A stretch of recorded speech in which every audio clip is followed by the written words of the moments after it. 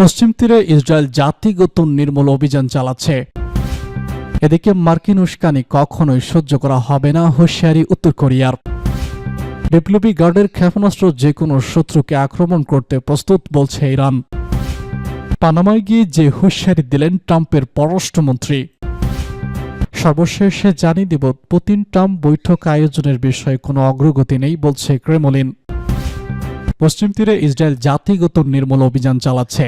ফিলিস্তিনি প্রেসিডেন্ট মোহাম্মদ আব্বাসের কার্যালয় অধিকৃত পশ্চিম তীরে চলমান ইসরায়েলি সামরিক অভিযানকে জাতিগত নির্মূল বলে নিন্দা জানিয়েছে। সেই সাথে তিনি এই নৃশংস থামাতে যুক্তরাষ্ট্রকে হস্তক্ষেপের আহ্বান জানিয়েছে।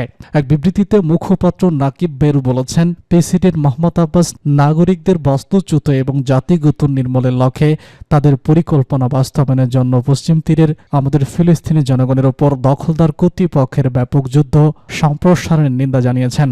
অধিকৃত পশ্চিম তীরে জানুয়ারি মাঝামাঝি সময় থেকে শুরু করা ইসরায়েলের নতুন অভিযানে 50 ফিলিস্তিনি যোদ্ধা নিহত হয়েছেন। ইসরায়েলি সামরিক বাহিনী এই তথ্য জানিয়েছে। মার্কিন উস্কানি কখনোই সহ্য করা হবে না, হুঁশিয়ারি উত্তর কোরিয়ার। মার্কিন পররাষ্ট্রমন্ত্রী মার্কো রুবিওর সাম্প্রতিক এক মন্তব্যের কঠোর সমালোচনা করেছে উত্তর কোরিয়া। সেউল থেকে এপি জানায়, উত্তর কোরিয়া সোমবার মস্কো রুবিওর বিরুদ্ধে কোরিয়াকে দুর্বৃত্ত রাষ্ট্র মন্তব্যের কঠোর সমালোচনা করেছে এবং সাম্প্রতিক এক সাক্ষাৎকারে শীর্ষ মার্কিন কূটনীতিকের করা মন্তব্যকে বাজে কথা বলে উড়িয়ে দিয়েছে। পররাষ্ট্র মন্ত্রণালয় এক বিবৃতির উদ্ধৃতি দিয়ে রাষ্ট্রীয় সংবাদ সংস্থা KCN প্রকাশিত এক বিবৃতিতে বলা হয়, নতুন ট্রাম্প প্রশাসনের বিরুদ্ধে পিয়ংইয়ং প্রথম প্রকাশ্যে নিন্দা জানিয়ে বলেছে, আমরা কখনোই মার্কিন যুক্তরাষ্ট্রের কোনো উস্কানি সহ্য করব না, তবে যথারীতি কঠোর পাল্টা ব্যবস্থা নেব। প্রথম মেয়াদে উত্তর কোরিয়ার নেতা কিম জং উনের সাথে সাক্ষাৎকারের পর গত মাসে দায়িত্ব গ্রহণকারী মার্কিন প্রেসিডেন্ট ডোনাল্ড ট্রাম্প তার সাথে যোগাযোগ করার কথা বলার পর মার্কিন যুক্তরাষ্ট্র এই মন্তব্য করে। সাম্প্রতিক এক রেডিও সাক্ষাৎকারে রুবিও উত্তর কোরিয়া ও ইরানকে দুর্বৃত্ত রাষ্ট্র হিসেবে অভিহিত করে বলেন, পররাষ্ট্রনীতিগত সিদ্ধান্ত নেওয়ার সময় আপনাকে মোকাবেলা করতে হবে। উত্তর কোরিয়ার সরকারি সংক্ষিপ্ত রূপ ব্যবহার করে পররাষ্ট্র মন্ত্রণালয় মুখপাত্র বলেছেন, মার্কিন পররাষ্ট্রমন্ত্রী DRকে দুর্বৃত্ত রাষ্ট্র বলে অভিহিত করে অর্থহীন উক্তি করেন। ডিআরকের পররাষ্ট্র মন্ত্রণালয় মার্কিন পররাষ্ট্রমন্ত্রী বৈরিক মন্তব্যকে এই সার্বভৌমত্ব রাষ্ট্রের ভাবমূর্তি নষ্ট করার এক গুরুতর বিবেচনা প্রসূত রাজনৈতিক উস্কানি বলে মনে করেন। কূটনৈতিক ও অর্থনৈতিকভাবে বিশ্ব থেকে ব্যাপকভাবে বিচ্ছিন্ন এবং নিষেধাজ্ঞার কবলে থাকা উত্তর কোরিয়ার পারমাণবিক কর্মসূচি বছরের পর বছর ধরে মার্কিন যুক্তরাষ্ট্রের জন্য একটি বড় কাঁটা হয়ে দাঁড়িয়েছে। ট্রাম্প তার প্রথম মেয়াদে কিমের সাথে বিরল ধারাবাহিক বৈঠক করেছিলেন। জানুয়ারিতে কিমকে যুদ্ধবিমান লক্ষ্য বলে অভিহিত করে বলেছেন যে তিনি আবারও উত্তর কোরিয়ার নেতাদের সাথে যোগাযোগ করবেন। নিষেধাজ্ঞা প্রত্যাহার বিনিময়ে পিয়ংইয়ং কি ত্যাগ করতে ইচ্ছুক তা নিয়ে বিতর্কের কারণে 2019 সালে হান্ডে ভিতরের মধ্যে একটি শীর্ষ সম্মেলন ভেঙে যায়। গত সপ্তাহে ট্রাম্পের কূটনীতিক প্রচেষ্টা সত্ত্বেও উত্তর কোরিয়া বলেছে তাদের পারমাণবিক কর্মসূচি অনির্দিষ্টকালের জন্য অব্যাহত থাকবে। এদিকে চলতি বছর পারমাণবিক শক্তি জোরদার করার আহ্বান জানিয়েছে উত্তর কোরিয়ার নেতা কিম জং উন। গত বুধবার একটি পারমাণবিক উপকরণ উৎপাদন ঘাঁটি এবং পারমাণবিক অস্ত্র ইনস্টিটিউট পরিদর্শনের সময় কিম জং উন এই আহ্বান জানান। বিপ্লবী গার্ডের ক্ষেপণাস্ত্র যে কোনো শত্রুকে আক্রমণ করতে প্রস্তুত বলছে ইরান। ইরানের ইসলামী বিপ্লবী গার্ড কোরের প্রধান কমান্ডার মেজর জেনারেল হোসেন সালামি বাহিনীর ক্ষেপণাস্ত্রের সক্ষমতা এবং তাদের প্রতিরোধ সক্ষমতার প্রশংসা করেছেন। তিনি বলেছেন, আমাদের ক্ষেপণাস্ত্রগুলি এই অঞ্চলের যে কোনো শত্রু লক্ষ্যবস্তুতে আঘাত করতে পারে এবং শত্রুর সমস্ত ক্ষেপণাস্ত্র বিরোধী ব্যবস্থাকে পরাস্ত করতে পারে। আজ সোমবার রাজধানী তেহরানে এক অনুষ্ঠানে মেজর জেনারেল হোসেন সালামি কথা বলেন। তিনি আরো বলেছেন, এই শক্তিটি সবসময় আইন আল আসাদে প্রদর্শিত হয়েছিল, যা আমাদের মোকাবেলা করার সক্ষমতা এবং ইচ্ছা শক্তি প্রদর্শন করে।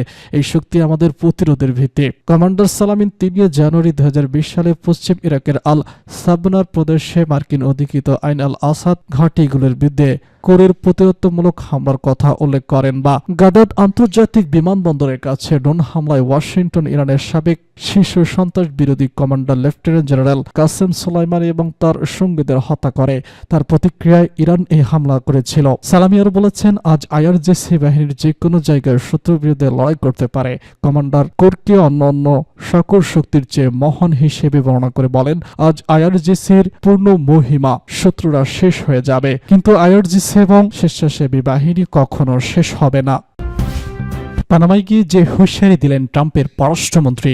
সম্প্রতি পানামা খাল নিয়ন্ত্রণে নেওয়ার ব্যাপারে অধিকার একাধিকবার মন্তব্য করেছেন মার্কিন প্রেসিডেন্ট ডোনাল্ড ট্রাম্প। এরই ধারাবাহিকতায় দায়িত্ব নেওয়ার পর প্রথম বিদেশ সফরে শনিবার পানামা যান মার্কিন পররাষ্ট্রমন্ত্রী মার্কো রুবিও। সেখানে তিনি দেশটির প্রেসিডেন্ট হোসে রিউল মুলিনের সঙ্গে বৈঠক করেন। পানামা সিটিতে অনুষ্ঠিত বৈঠকে মার্কো রুবিও জানান, পানামা খালের উপর চীনের প্রভাব ও নিয়ন্ত্রণ রয়েছে বলে মনে করছে যুক্তরাষ্ট্রের প্রেসিডেন্ট। এর প্রভাব দূর করতে পানামা যদি এখনই পদক্ষেপ না নেয় তবে ওয়াশিংটন প্রয়োজনীয় ব্যবস্থা নেবে বলে হুঁশিয়ারি দেন মার্কিন পররাষ্ট্র মন্ত্রণালয়। এদিকে রুবিওর সঙ্গে আলোচনার পর মুলিনো ইঙ্গিত দিয়েছেন তিনি চীন ও চীনা ব্যবসার সঙ্গে সম্পর্কিত চুক্তিগুলো পর্যালোচনা করবেন।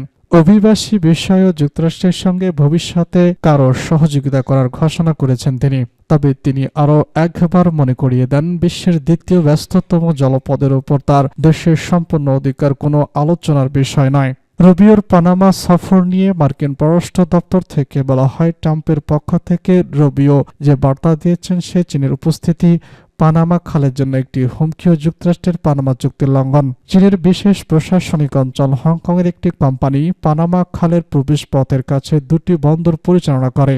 মার্কিন পররাষ্ট্র দপ্তরের মুখপাত্র ম্যাটি রুচ বলেছেন, পররাষ্ট্রমন্ত্রী স্কট কেরি বলেছেন যে এই স্থবিরতা অগ্রহণযোগ্য এবং এখনই এই অবস্থার পরিবর্তন না হলে চুক্তির অধীনে যুক্তরাষ্ট্রকে নিজেদের অধিকার রক্ষায় প্রয়োজনীয় ব্যবস্থা গ্রহণ করা হবে। পানামাকে এখন ঠিক কি পদক্ষেপ নিতে হবে তা যুক্তরাষ্ট্রের প্রতিশোধমূলক ব্যবস্থায় বা কি হতে পারে সে বিষয়ে কিছু বলেনি রুবিও।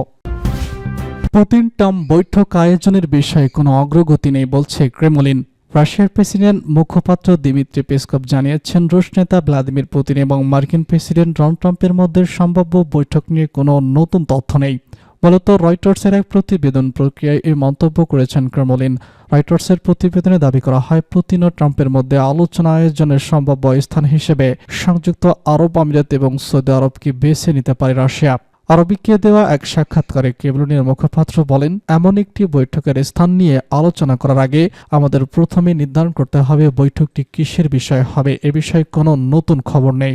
রাশিয়া এবং মার্কিন যুক্তরাষ্ট্রের মধ্যে উত্তেজনা অব্যাহত থাকলেও দুই দেশের শীর্ষ নেতাদের মধ্যে আলোচনা নিয়ে ক্রমাগত আলোচনা চলছে। বিশেষ করে ইউক্রেন যুদ্ধ, পারমাণবিক অস্ত্র নিয়ন্ত্রণ এবং আন্তর্জাতিক বাণিজ্য ইস্যু নিয়ে আলোচনার জন্য পুতিন এবং ট্রাম্পের বৈঠক অত্যন্ত গুরুত্বপূর্ণ হিসেবে দেখা হচ্ছে। এদিকে পুতিন এবং ট্রাম্পের মধ্যে আলোচনা আয়োজনের জন্য সংযুক্ত আরব আমিরাত এবং সৌদি আরবের নাম উঠে আসলেও কোনো দেশই তা নিশ্চিত করতে বলতে পারেনি। রাজনৈতিক বিশ্লেষকদের মতে বৈঠকটি যদি হয় তবে রুশ মার্কিন সম্পর্কে নতুন দিক উন্মোচন করতে পারে, তবে তা যথেষ্ট সময় সাপেক্ষ হতে পারে। পুতিন এবং ট্রাম্পের বৈঠক শুধুমাত্র দ্বিপক্ষিক সম্পর্কের জন্যই গুরুত্বপূর্ণ নয়, বরং এটি বৈশ্বিক রাজনীতিতে গভীর প্রভাব ফেলতে পারে। বিশেষ করে দুই দেশের মধ্যে ইউক্রেন যুদ্ধ, সাইবার নিরাপত্তা এবং পারমাণবিক নিষ্করণের মতো ইস্যু নিয়ে আলোচনা হতে পারে।